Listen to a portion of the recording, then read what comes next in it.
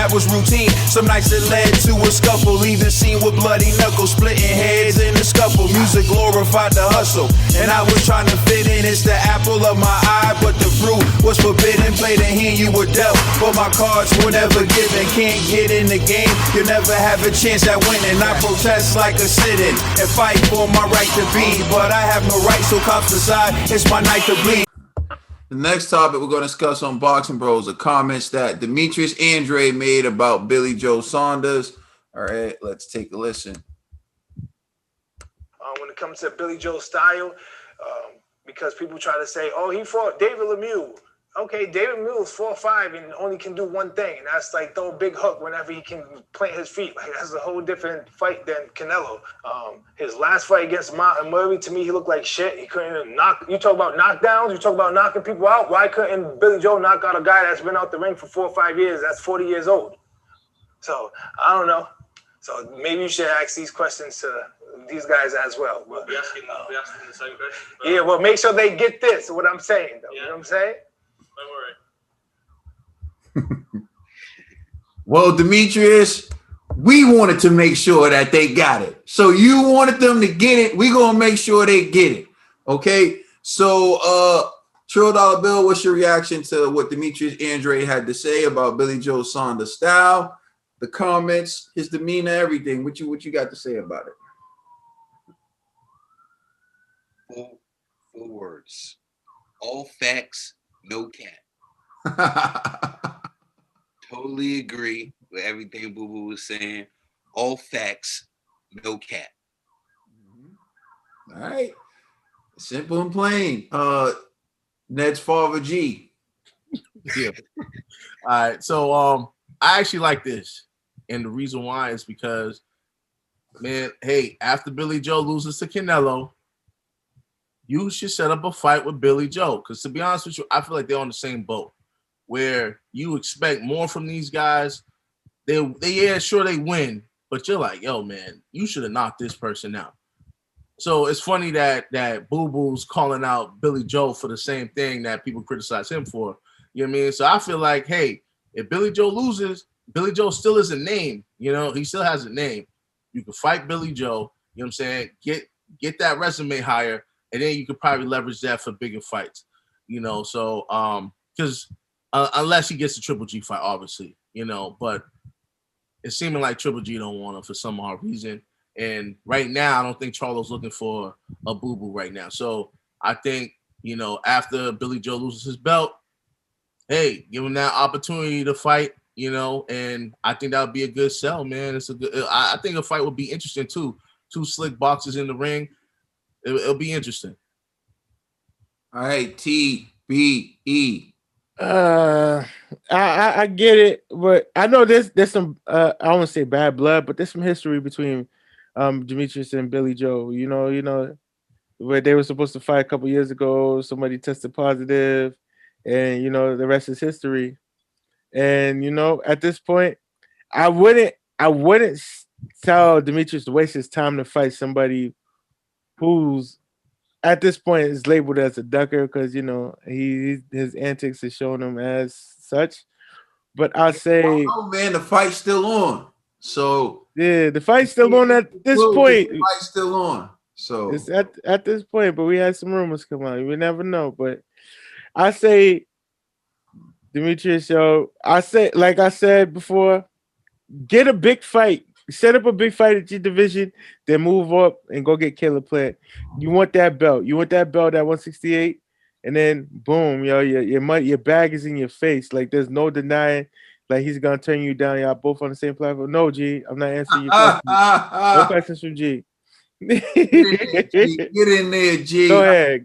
Why do you keep bringing up Caleb Plant when Caleb Plant literally has a free ticket to Canelo, bro?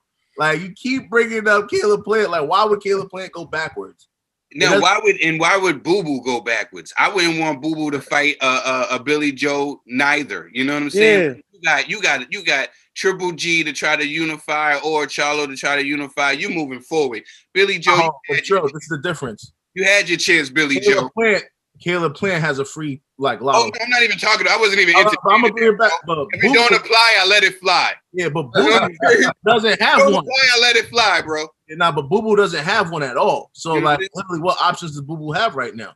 I'm saying Billy Joe. You're saying if right now, if Boo Boo can't get a fight, Boo Boo should be focusing on a Triple G and a Charlo. I don't think he should be going backwards after a loss, after he loses, and then try to give him an opportunity to win the belt back. No, I don't think he deserves that. You know what I'm saying? I actually agree with you on that. But however, I'm just saying the dude's desperate to get a name.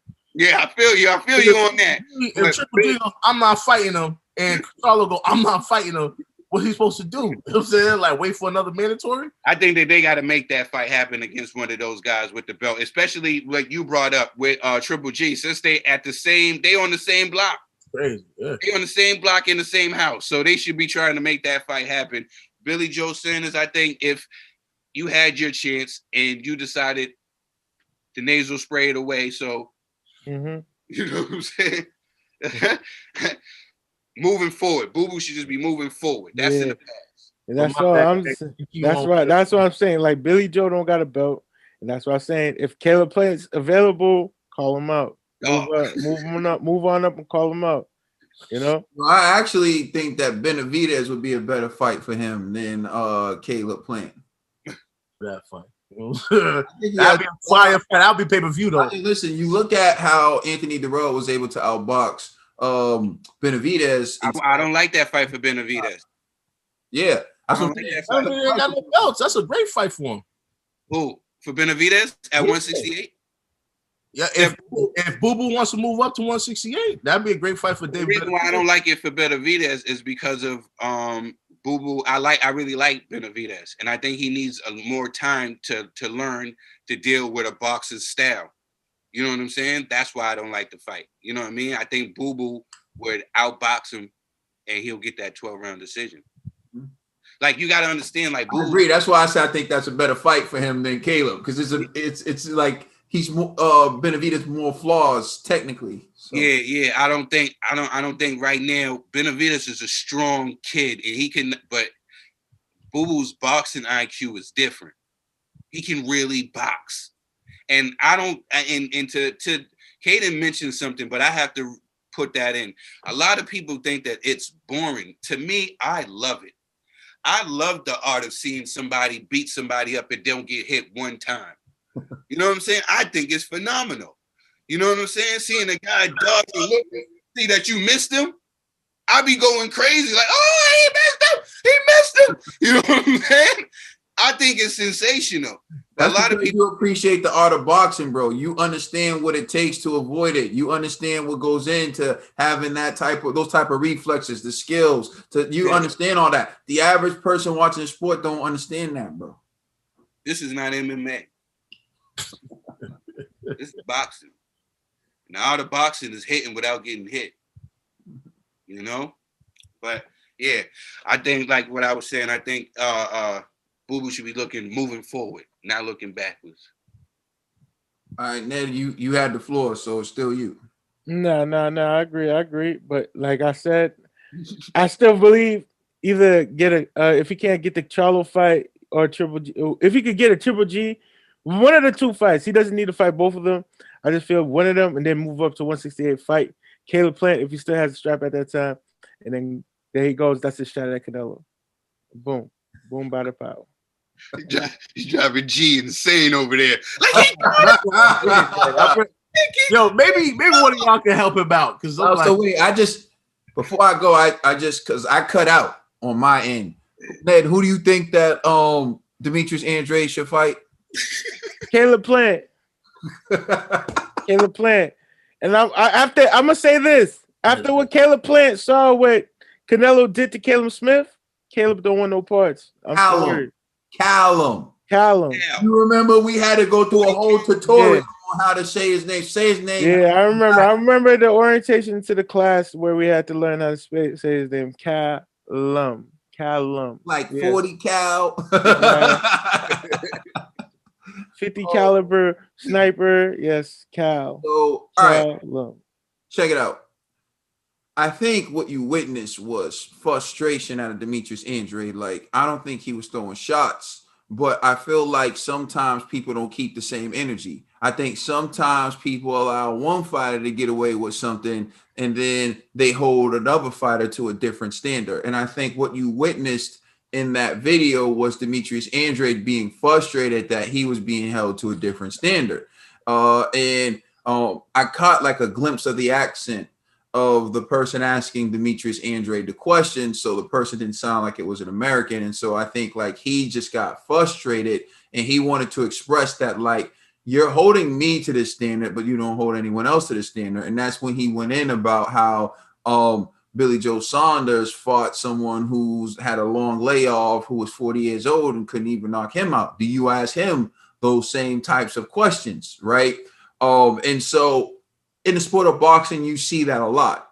And that's why one of the things I try to do is make sure I always keep that same energy for everyone. Like, I'm not going to hold one person to a standard and then because I like the way someone dressed better, or I like the skin tone of another fighter better, or I like the flag that one fighter has on their trunks, or I like the hair color of another fighter, I like the eye color of another fighter, and all the stupid, pointless reasons that will cause me to have bias for one other fighter. I excuse this behavior for them, but I'm going to hold this other fighter accountable for the similar behavior. I don't do that. So I try to make sure I do my best not to do that. But in certain instances, they'll look at a fighter like Demetrius Andrade and say, well, why couldn't you get this guy out of there? Like I said, so now he tries to get the guy out of there. He's not being as slick. He gets hit a few times and they say, well, now he's not as slick as he once was. You can't win. You can't win when you're in Demetrius Andrade shoes. If you're Demetrius Andrade, you just have to keep trying to get these fights. And how do you get these fights? You make them an offer they can't refuse. You know?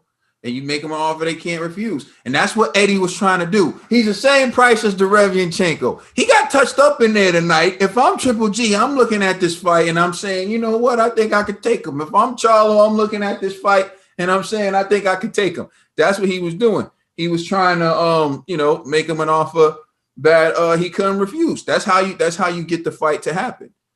So at the end of the day, I feel like what you saw was just frustration with possibly a double standard, being held to a different standard. But when all is said and done, there's one proven way to become a certified superstar.